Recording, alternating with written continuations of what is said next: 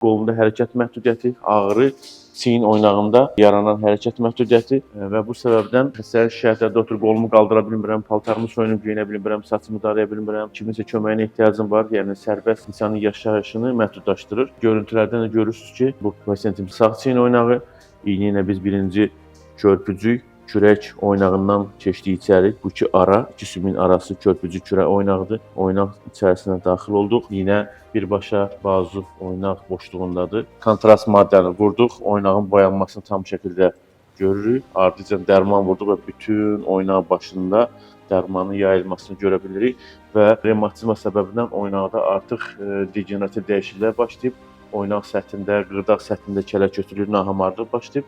Yəni həm də sümüyün baş hissəsinin ödəmi. Sözsüz ki, bu müalicə üsulumuz bizə etdiyimiz prosedur müalicəvi olduğu üçün həm oynaqda olan iltihablardan qaldırmağa, həm ağrılardan qaldırmağa bizə kömək edəcək və yanaşı olaraq dərman dəstəyi, medikamentoz dəstək inşallah həm çiyin oynağında olan hərəkət məhdudiyyəti və sağlam həyatın dönməsi üçün tam şəkildə bizə imkan verəcək. Təşəkkür edirəm.